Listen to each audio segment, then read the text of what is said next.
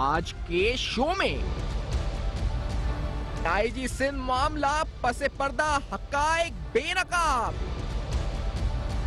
क्या सिंध पुलिस के अफसरान बिलावल हाउस के इशारे पर छुट्टी पर गए? अपोजिशन मुल्क दुश्मन बयानिए को तकवीत दे रही है, हुकूमत का बड़ा इल्जाम। अस्सलाम वालेकुम। बस पर्दा हकायक सनसनीखेज इंकशाफात प्रोग्राम बेनकाब में हूं आपके साथ सफान खान। आज इस प्रोग्राम में हम सवाल जरूर उठाएंगे कि अभी जो रिसेंट आज वफाकी हुकूमत के इल्जामात लगे हैं वो इल्जामात कुछ इस तरह से हैं कि आईजी सिंध मामले को लेकर ये कहा गया है कि बिलावल हाउस के कहने पर सीनियर पुलिस अफसरान सूबे सिंध के छुट्टी पर गए थे, बिलावल हाउस के इशारे पर।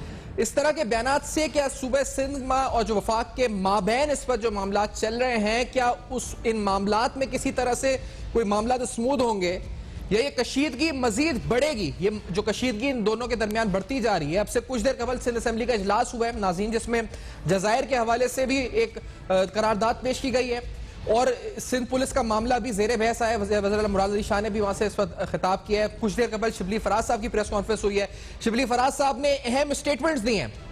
अहम स्टेटमेंट जो दिए वो कराची वाक़े पर और अपोजिशन के बयानिए को लेकर। पहले ये जरा सुनते हैं। कराची का जो वाकया हुआ, बहुत दुख की बात है कि अपोजिशन ने कोई ऐसी कसर नहीं छोड़ी जिससे कि यह साबित होता हो कि वो जो कुछ भी कर रहे हैं वो मुल्क की भलाई के लिए कर रहे हैं। उन्होंने ये जंग इदारों की तरफ झोंक दी है। आप मुझे बताएं, क्या पाकिस्तान के अवाम इस चीज को बर्दाश्त करेंगे? कभी भी नहीं बर्दाश्त करेंगे। और खास तौर पे वो बयानिया जो कि हमारे दुश्मनों को खुश करता हो, जिसके लिए पूरी कोशिशें की गई हों हर तरह की, उस बयानिए को तकवीयत कौन दे रहा है? हमारी अपोजिशन दे रही है। आपसे कुछ देर कबल सिंध असेंबली से भी एक रेजोल्यूशन पास हुई है, जिस रेजोल्यूशन में सिंध पुलिस को सपोर्ट किया गया है। सिंध असेंबली की तरफ से रेजोल्यूशन पास की गई है और उसमें कहा गया है कि डिमोरलाइज किया गया और उन तमाम कोशिशों को जिनके जरिए पुलिस को डिमोरलाइज किया गया उसकी मजम्मत करते हैं, पुलिस को सपोर्ट करते हैं। ये रेजोल्यूशन सिंध असेंबली से भी पास हो गई है। तो इस पूरे मामले के ऊपर बात करते हैं। ताहिर आलम साहब हमारे साथ मौजूद है, साबिक आईजी इस्लामाबाद साहब मौजूद हैं। शौकत बशरा साहब तहरीक इंसाफ के सीनियर रहनुमा लाहौर स्टूडियो से साथ मौजूद हैं और तैमूर तालपुर साहब जनाब होंगे जो सूबाई वजीर हैं सूबे सिंध के, हमें ज्वाइन कर रहे हैं। पहले ताहिर आलम साहब से पूछना चाहूंगा क्योंकि ये जो पूरा मामला है इसकी एक पूरी इससे बात हुई है, इससे बड़ी बहस हुई है। जिम्मेदार कौन है? आपको क्या लगता है? और क्या वाकई में कोई डिमोरलाइज कर रहा था पुलिस को और इस वक्त सियासत में कौन इदारों को मुलविस कर रहा है? What is your opinion Tahir Alam साहब?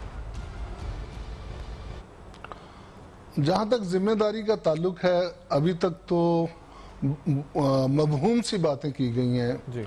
जिन लोगों ने छुट्टियों की दरखास्तें दी, जिन अफसरों ने, उन्होंने भी खुलकर नहीं बताया, आईजी साहब ने भी खुलकर नहीं बताया। बात जो सामने आई वो ये आई कि 2 अफसर आए, ले गए। अव्वल तो मैं नहीं समझता कि आईजी को उसकी मर्जी के खिलाफ ले जाया जा सकता है। हाँ, ये ज़रूर हुआ होगा, जो मुझे लग रहा है जिस तरह का रिजेंटमेंट पैदा हुई है कि उन्हें बुलाकर कोई ख़ास काम करवाने की बात की गई हो। अब देखें, इस वाक़े की जब तक प्रॉपर तहकीकात नहीं होंगी हम कुछ नहीं कह सकते इसके मुतालिक। ताहम इसमें कोई शक नहीं कि पुलिस फोर्स बहुत डिमोरलाइज है और ये जो भी हुआ, जैसे भी हुआ, पुलिस बहरहाल एक इदारा है। इत्तलात क्या है जिस तरह एक आर्मी इदारा है। ये डिमोरलाइज पुलिस जो हुई, एक ये भी खबर आई कि डिमोरलाइज ज्यादा इस वजह से भी हुई कि सीएम सिंध ने जब प्रेस कॉन्फ्रेंस की तो उसमें कोई जिक्र नहीं किया, या फिर जो वफाकी हुकूमत की तरफ से मौक़िफ़ आया कि सिंध हुकूमत डबल गेम कर रही है, in actual Peoples Party double game कर रही है। तो ये आप समझते हैं इनमें कुछ हकायक हैं? आपकी अपनी इत्तलात सब क्या इस पर? जी डेफिनेटली, वजीर अगर उनके आईजी के साथ ज्यादती हुई थी तो वजीर आला को चाहिए था कि वो खुलकर बात करते। उनके साथ होने वाली ज्यादती जो है, एक बाकायदा लाखों की फोर्स का सरबराह है, उसके मुतालिक उन्हें खुलकर कंप्लेंट करनी चाहिए थी, वफाकी हुकूमत से भी और दूसरे अगर कोई मुतल्लिका इदारे हैं तो उनसे भी। और मैं समझता हूँ कि आईजी को भी महज छुट्टी की दरख्वास्त देने की बजाय उन्हें ये चाहिए था कि वो बाकायदा तौर पर इसकी कंप्लेंट करते और छुट्टी की बजाय एहतजाज अगर करना था तो फिर सरेंडर करते अपने आप को पेंशन पर चले जाते और या ओएसडी हो जाते एस्टेब्लिशमेंट डिवीजन में आके, ताकि एक एहतजाज जो है प्रॉपर तरीके से रिकॉर्ड हो जाता।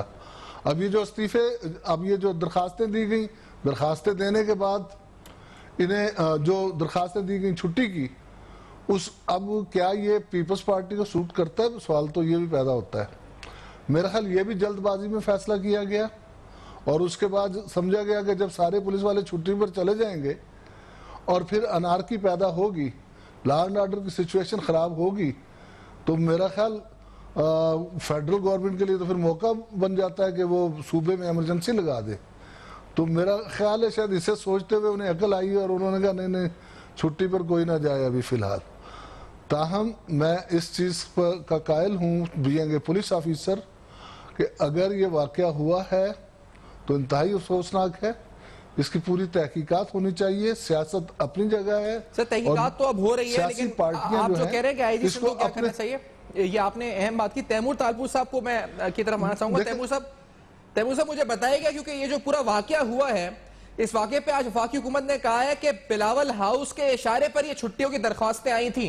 क्या रद्दअमल है आपका तैमूर साहब? अभी असेंबली से रेजोल्यूशन तो हमने पढ़ी है, लेकिन रद्दअमल, फर्स्ट रिएक्शन क्या है तैमूर साहब?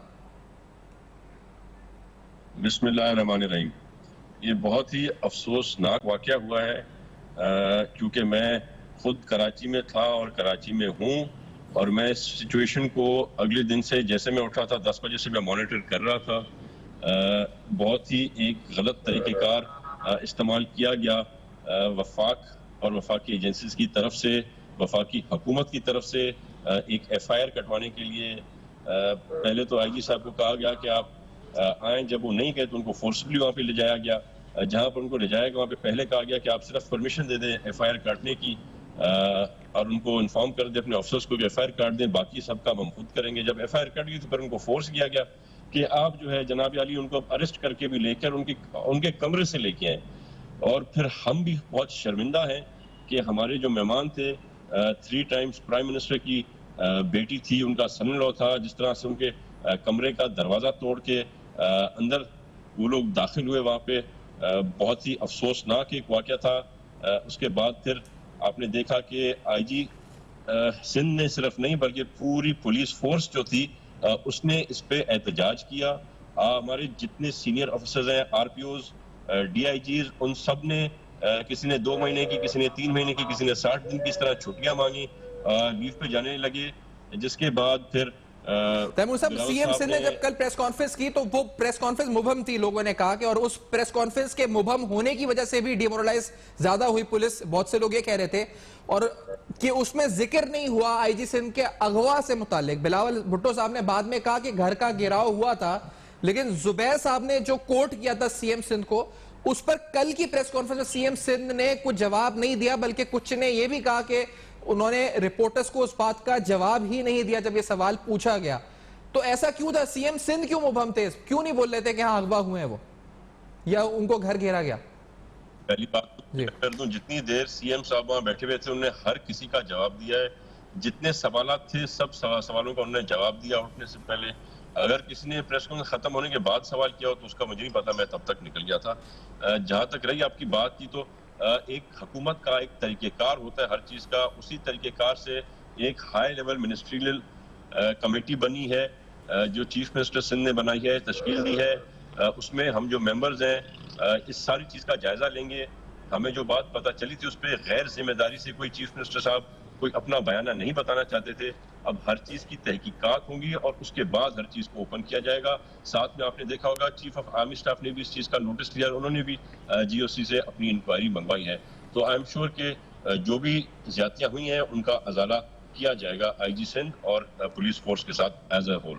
सही है। बशर साहब, आप इस पर कुछ मौकिफ दें, क्योंकि आपकी गवर्नमेंट तो अब ये कह रही है कि ये बिलावल हाउस के इशारे पे छुट्टियां हुई हैं, लग रहा है कि कोई पॉलिटिकल स्टंट है, आप लोगों की स्टेटमेंट से लग रहा है, और ये क्यों है, और आप अभी तक इसको ऐसा क्यों समझ रहे हैं? और वजीर आजम की तरफ से कोई नोटिस नहीं हुआ इसके ऊपर, आर्मी चीफ नोटिस ले रहे हैं, वजीर आजम क्या सोच रहे हैं आखिरकार? बशर साहब,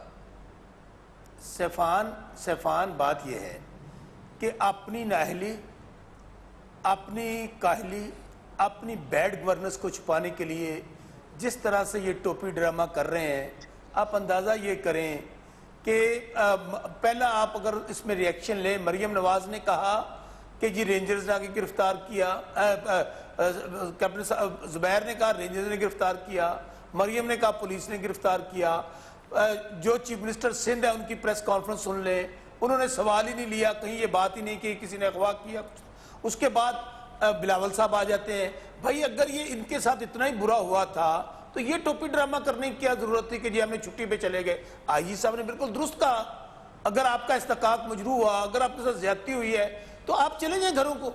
बात ये है, ये वो पार्टी बात करे या वो हुकूमत बात कौन करे। टोपी ड्रामा कर रहा है? 13 साल से आप साहब मुझे ब्रेक पे जा रहे हैं, लेकिन मैं आपसे जवाब करना चाहूंगा। ये कौन टोपी, आप किस पर इल्जाम लगा रहे हैं? टोपी ड्रामे का सिंध हुकूमत पे लगा रहे हैं, पार्टी पे लगा रहे हैं, आईजी पे लगा रहे हैं, किस पे लगा रहे हैं? मैं बता रहा हूँ, सर इस ब्रेक के बाद इसका जवाब लेते हैं। बसर साहब ने कहा जी टोपी ड्रामा हो रहा है ये सब कुछ, तो आखिर कौन कर रहा है ये टोपी ड्रामे का लफ्ज इस्तेमाल किया है? इस ब्रेक के बाद जानते हैं, हमारे साथ रहेगा।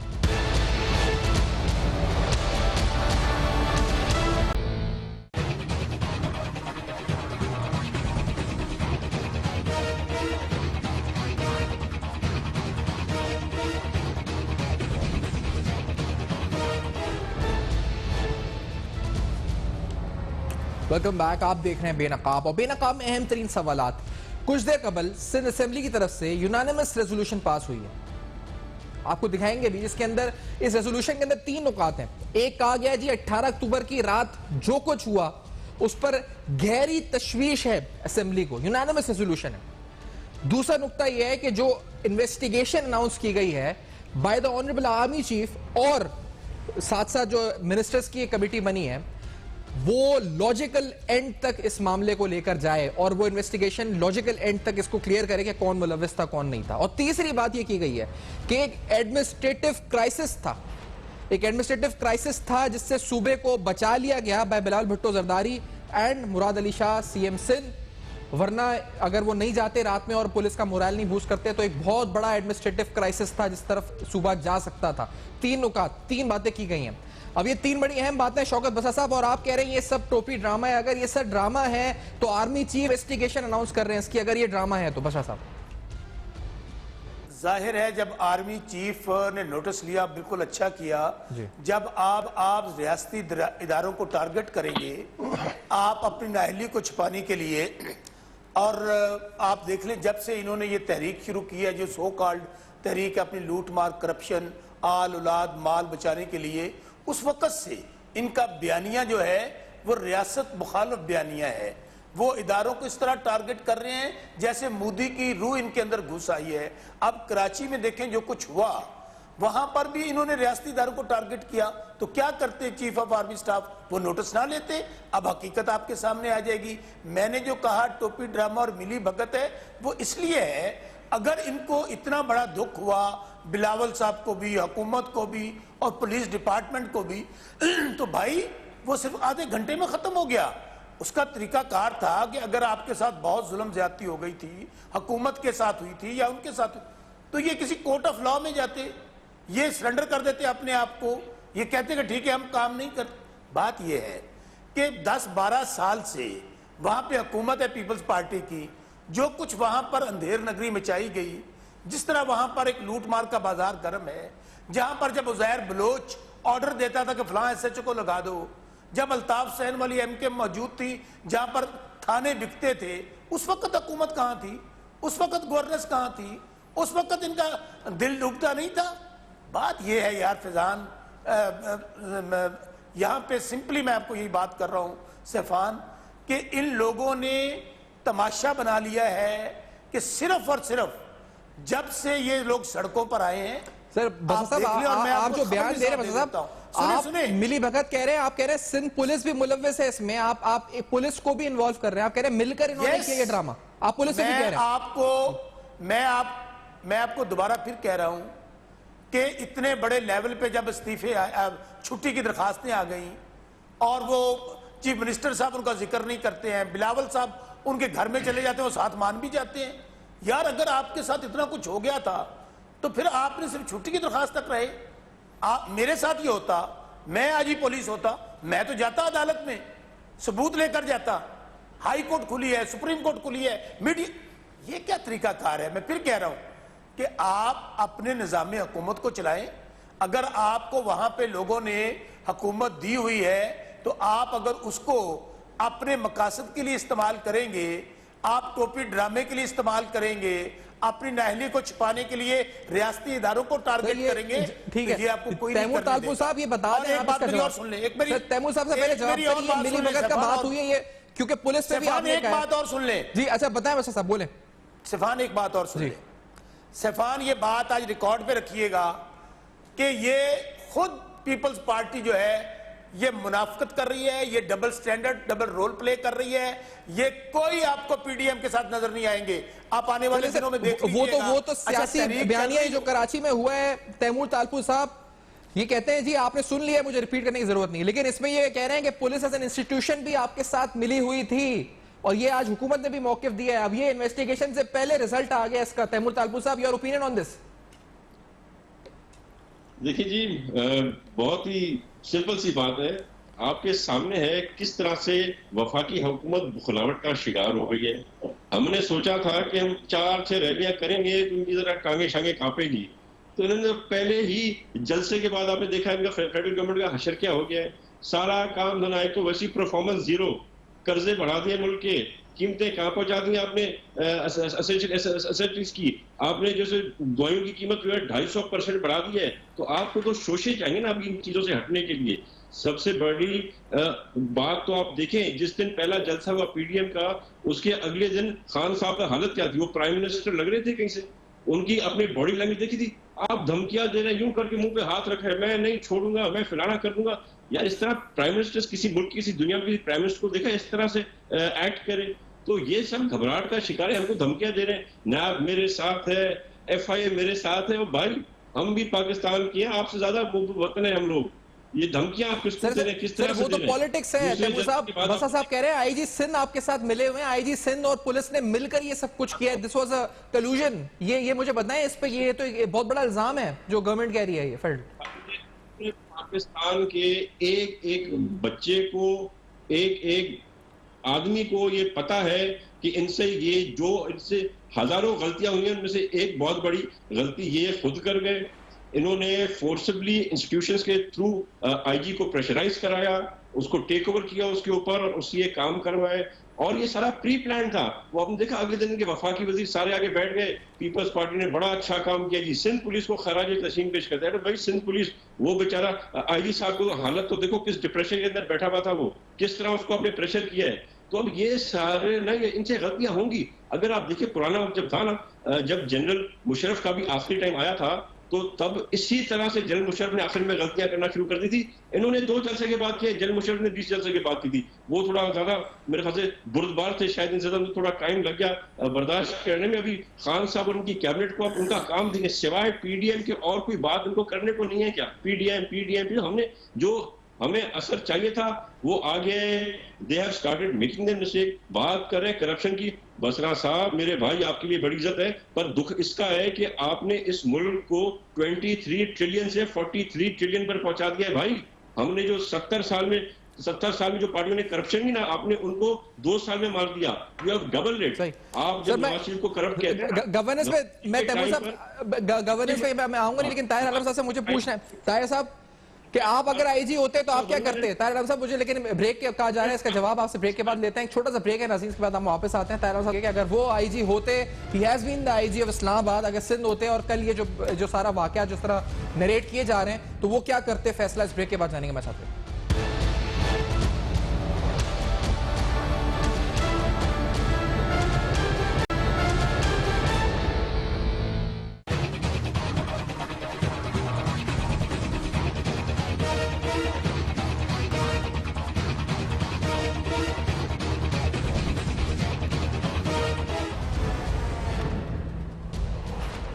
Welcome back. आप देख रहे हैं बेनकाब, और बेनकाब में अहम तरीन सवालात उठा रहे हैं कि आखिरकार आईजी सिंध का मामला रुखसती का, इसके पीछे पसे पर्दा हकायक क्या है? पता तो इन्वेस्टिगेशन में चलेगा, लेकिन सियासी बयानबाजी और इल्जामात का सिलसिला जारी है। अभी आप इस प्रोग्राम में सुन चुके हैं कि कहा गया ये टोपी ड्रामा है, और सिंध हुकूमत कह रही है कि वफाक सियासत से इस पर जो है वो बर्दाश्त नहीं कर पा रहा पीडीएम की, इस वजह से ये सब कुछ हो रहा है। ताहिर आलम साहब, अगर आप खुद होते बतौर आईजी, आपका मिशन क्या होता ताहिर आलम साहब, क्या करते आप? जैसे ही मज़ार कायद की बेहुरमती हुई थी और वो चूंकि 1971 का बाकायदा एक आर्डिनेंस है, तो मैं बतौर आईजी मुकदमा दर्ज करता और उसमें मैं चीफ मिनिस्टर वगैरह को भी कन्विंस करता कि ये मुकदमा दर्ज होना ज़रूरी है। नंबर 2, मुझे अगर यही सूरत हाल होती, अव्वल तो ये लोग जो हैं कमज़ोर बंदे पर ही हाथ डालते हैं। अगर मेरे साथ ये सिचुएशन होती तो मैं उनको बताता कि ये तरीकाकार दुरुस्त नहीं है, ये बेलेबल ऑफेंस है, उसी वक्त ज़मानत हो जाएगी, बल्कि पुलिस को अख्तियार है कि ज़मानत ले ले। लिहाजा इस किस्म का एडवेंचर ना किया जाए जिससे जग हसाई हो। मैं ये समझता हूँ कि जो हमारे आईजी हैं सिंध के, माशाल्लाह ईमानदार अफसर हैं, इसमें कोई शक नहीं, लेकिन और शरीफ भी हैं, और शरीफ जो है इंतहाई शरीफ यानी कमज़ोर भी हैं। और कसूरवार कौन है? कसूरवार खुद पीपल्स पार्टी की हुकूमत है, जो चुन चुन के ऐसे अफसरों को लगाती है जो उनका भी हर हुक्म मानते जाएं, और जो उनका हर हुक्म मानेगा तो बाकियों का भी सब हुक्म मानेगा। आप देख लें, सिवाय एडी ख्वाजा के या कलीम माम के हम कोई ऐसा अफसर नहीं देखते जो स्टैंड लेने वाला आया हो कराची में। मैं समझता हूँ यहाँ अगर कलीम माम जैसा या जुल्फ़कार चीमा जैसा अफसर होता तो कैसी ही सूरत हाल क्यों ना होती, वो इस तरह अहकामात पर अमल दरामद ना करता। दूसरी तरफ मैं ये भी देखता हूँ कि सिंध में रहा भी हूँ, मैंने देखा है कि सिंध पुलिस के सीनियर अफसरों के ताल्लुकात जो हैं रेंजर से बहुत अच्छे होते हैं। रेंजर हो या दूसरे इदारे हों, सेंसिटिव इदारे हों दूसरे। मैं एक मरतबा सीएम के ऑफिस में था तो वहाँ मैंने देखा कि एक अक़लियती एमपीए आए जो बाद में मिनिस्टर भी बने, उनकी का एक स्टोर था, वहाँ से कोई माल रेंजर्स ने कब्जे में ले लिया था। मैं माल की तफसील में नहीं जाऊँगा। तो चीफ मिनिस्टर ने को खुद नहीं हुई हिम्मत कि वो कहें रेंजर्स से कि इनका माल वापस करें। उन्होंने अपने सेक्रेटरी को कहा, सेक्रेटरी जो थे प्रिंसिपल सेक्रेटरी को भी खुद हिम्मत नहीं हुई कहने की। उस वक्त शाहिद हयात साहब कराची के एडिशनल आईजी थे, बतौर डीआईजी एडिशनल आईजी काम कर रहे थे। शाहिद हयात साहब को कहा गया और उन्होंने फौरन ही वो माल वापस दिलवा दिया रेंजर के कब्जे से। तो पुलिस के इतने अच्छे ताल्लुकात होते हैं। इन हालात में ये बात बहुत ही समझ से बाला है कि किस तरीके से आईजी को से हुक्म मनवा लिया गया, उन्हें अंडर प्रेशर कर लिया गया। खुदारा खुल के बात की जाए। नंबर 2, सिंध गवर्नमेंट के पास आपने ये तो बताया कि जुडिशियल इंक्वायरी को आपने ये तो बताया कि अगर आप होते तो आप इस तरह एफआईआर दर्ज करते हैं, लेकिन अगर जिस तरह से मंजर कशी हुई है इस पूरे मामले की कि रात को 4 बजे लोग आए, उनको घेरा गया घर को, या एक बयान जो जुबैर साहब का है कि उनको अगवा किया गया, जो लफ्ज इस्तेमाल हुआ किडनैप का, उसके बाद क्या? यानी आप कह रहे हैं आप होते आप नहीं करते एफआईआर दर्ज, आप क्या करते फिर उस वक्त? देखिए, एक तो ये कि किडनैप वो लोग होते हैं जो कमज़ोर हों, जिनके मुतालिक पता हो आगे लग के चला जाएगा, और उन्हें जाना ही नहीं चाहिए था। क्यों गए वो? ऐसी बात नहीं कि ज़बरदस्ती उनको कोई खींच के ले गए होंगे। मैं नहीं समझता कि उन्हें कोई खींच के या गन पॉइंट पर लेकर गए होंगे। और उधर आगे जाके अगर उनको यरगमाल बनाया गया और उनसे कहा गया ये आर्डर जारी करो, ये आर्डर जारी करो, तो मैं समझता हूँ कि अगर वो मजबूत होते तो वहाँ रेजिस्टेंस पैदा कर सकते थे। और ऐसी बात नहीं है, उन लोगों को समझाया जा सकता है कि आप गलत कर रहे हैं, इसका फायदा नहीं है, इसका उल्टा नुकसान होगा, और इसका नुकसान जो है पुलिस फोर्स के मोराल पर भी होगा और जग हसाई भी होगी। क्योंकि आपने देखा कि कैप्टन सफदर साहब जो है वो चंद घंटों बाद ही बेल आउट हो गए। तो ये जो है ये वाकया जैसा कि बताया जा रहा है, अगर ऐसा हुआ है तो बेशक सिंध पुलिस के अफसर की कमजोरी हो, इसके बावजूद मैं इसे कंडेम करता हूं, क्योंकि मैं इस पुलिस फोर्स का एक मेंबर रहा हूं और मैं समझता हूं कि तमाम इदारों की एक साख है, एक रख रखाव है, जैसे अदलिया का है, जैसे फौज का है, इसी तरह पुलिस का भी है। और एक इदारे को इस तरीके से डैमेज करने की इजाजत नहीं होनी सही, चाहिए। लेकिन तैमूर साहब आइडियल रिलेशनशिप्स होते हैं, ये खुद कह रहे हैं, फर्स्ट अकाउंट बता रहे हैं अपना विटनेस कि किस तरह से शायद हयात साहब को बोला गया, शायद हयात साहब ने फिर रेंजर से कहा और वो माल निकलवाया गया मिनिस्टर का सीएम हाउस में, ये अपना बता रहे हैं फर्स्ट अकाउंट। तो फिर ये ऐसा वाकया फिर क्यों आया? और फिर जो ये कह रही है वफाकी हुकूमत कि आप लोगों ने क्रिमिनल्स डाले हुए हैं, उनके अल्फाज हैं एग्जैक्ट पुलिस के अंदर, वो ये कह रहे हैं कि आप पॉलिटिसाइज किया हुआ है आपने पुलिस को, आप इस्तेमाल करते हैं पुलिस को, तो वो इल्जामात फिर क्या सही है? क्योंकि तो फर्स्ट अकाउंट दे रहे हैं कि आप लोग जो एक मिनिस्टर की का माल निकलवा रहे थे रेंजर से कहलवा कर पुलिस के जरिए, तो ये ऐसा होता है? इसका मतलब तैमूर साहब ताहिर आलम साहब ने कोई एक्सपीरियंस अपना बताया होगा, आई डोंट नो, हो सकता है ऐसे हुआ, हो सकता है ना हुआ, मुझे इस चीज के बारे में बिल्कुल इल्म नहीं है। पर जहां तक आपने बात की हम किस तरह के अफसर लगाते हैं, हम खुशकिस्मत नहीं है पंजाब की तरह कि अभी तक हमारे 5-5, 6-6 आईजी चेंज हो गए हो, हमारे 5-5, 6 चीफ सेक्रेटरीज चेंज हो गए हो। हमने तो एक आईजी चेंज करना, उसमें महीनों महीनों लगा दिया खान साहब ने अपना फैसला बताने में।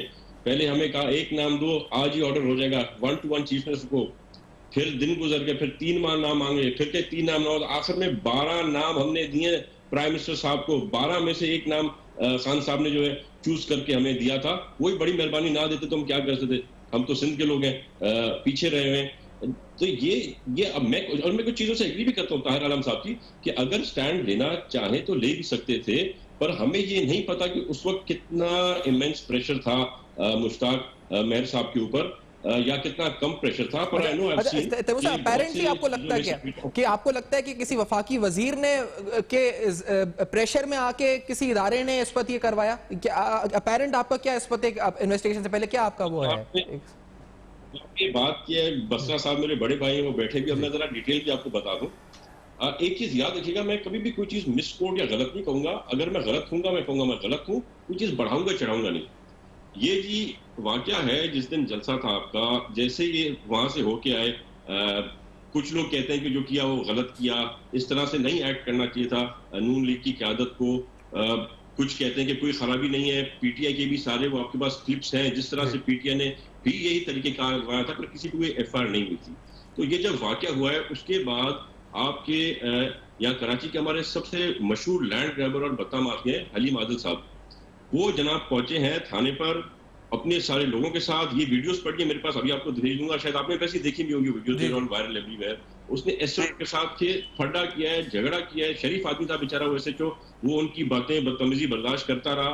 फिर सिंध हुकूमत को जो है सो राब्ता किया गया, हमने कहा कि इन्वेस्टिगेट करो क्या बात है, किस पे हलीम आदिल एफआईआर कराना चाह रहा है, क्यों कराना चाह रहा है। जब ये सारी बात हुई और हमें पता चल गया तो we gave clear instructions, the government gave clear instruction that no fake FIR will be taken over here in any circumstances. तो वो सारा सिलसिला वहीं पे था। अब एफआईआर क्या होती है, आप कह रहे हैं कि पीपल्स पार्टी टोपी ड्रामा करके, तो टोपी ड्रामा आपके सामने ऐसे आएगा। एफआईआर जो कटवाई है वो हलीम आदिल शेख के ही कोऑर्डिनेटर ने कटवाई है। वो एक प्रोक्लेम ऑफेंडर है जिसपे 2 या 3 केस पुराने थे, एक पे वो उसको मांगती भी थी police, he was wanted one of the case. और ये चीज आके टीवी पे हलीम ने क्लियरली कही है कि वो पार्टी का मेरा वर्कर है जिसने एफआईआर ये सारी तफसीलात तो सीएम की प्रेस कॉन्फ्रेंस में सामने आई थी कल तैमूर साहब, लेकिन ये फिर आप क्या समझते हैं कि आईजी सिंध को जब आप कहते हैं अगवा किया गया, वो किसने करवाया? यानी वो किसी फेडरल मिनिस्टर ने कॉल की है, प्राइम मिनिस्टर ने क्या कोई इदारा क्यों जाके आईजी को, वो उस पर क्या आपका ओपिनियन है? ये तो हमने सुना है सारा जो मामला वकास वाला जो भी बात है, सबको पता है, आपको सामने बात है। The federal government and the federal agencies, they are the ones responsible for what happened. They are one who forced them to the IG to take this illegal act and get a FIR cut and then get him. इस तरह FIR कटना कोई खराबी नहीं है भाई, FIR हर किसी पे कटती है, मेरे पे भी FIR होगी, आप पर भी FIR कट चुकी होगी, इन्वेस्टिगेशन में क्लियर हो जाता है। बात यह है जिस तरीके कार से एक 3 टाइम्स प्राइम मिनिस्टर की बेटी के कमरे का दरवाजा तोड़ के अंदर जाए, भी रुक जाते हैं ना अगले दिन शाम तक। ताहिर आलम साहब बता रहे हैं कि इट वाज ऑफेंस, इसमें तो आपको पुलिस भी बेल दे सकती थी, ना अरेस्ट करते, अगले दिन इज्जत से अरेस्ट करते। शौकत साहब आपका, शौकत साहब का मैं लास्टली ओपिनियन शौकत साहब का इस पे चाहूंगा। बस साहब देखें, अब ये जो पूरा मामला है, वफाकी वजीर चाहते थे कि कैप्टन सफदर गिरफ्तार हो, वो चाहते थे, वो फोर्स कर रहे थे, ये एक ओपिनियन है पीपल्स पार्टी पेरेंट समझती है कि उन्होंने कहा फेडरल एजेंसीज को, जिनके बाद ये सब कुछ हुआ।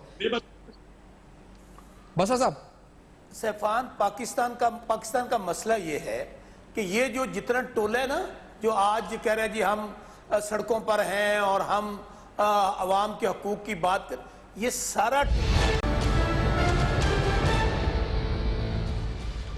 Welcome back. आप देख रहे हैं बेनकाब, और बेनकाब में प्रोग्राम को वाइंड अप करते हुए आपको बताएं क्योंकि आज कराची में एक गैस लीकेज की वजह से जो बम डिस्पोजल स्क्वाड ने कहा एक धमाका हुआ, उसमें कई जानों का ज़िया भी हुआ, लोग जख्मी हुए। डीजी रेंजर्स ने मौके पर पहुंच के एक अहम स्टेटमेंट दी, और वो स्टेटमेंट कराची के शहरी बल्कि पूरे मुल्क के लिए इस वक्त अहम है कि उन्हें खौफजदा होने की जरूरत नहीं है अमन अमान को लेकर। लेट्स हियर दिस कि उन्होंने क्या कहा। बिल्कुल खौफजदा ना हो, क्योंकि ये हमारी कौम की रेजिलियंस ही है जिसके ऊपर हमने ये 15-20 साल की एक दहशतगर्दी के खिलाफ जंग जीती है, और इंशाल्लाह हम इसी तरह मजबूत रहेंगे कौम और आवाम के साथ मिलके। तो इंशाल्लाह कोई भी हमारे खिलाफ जो बुरे अज़ाइम रखते हैं, इंशाल्लाह हम उनका भरपूर मुकाबला करेंगे।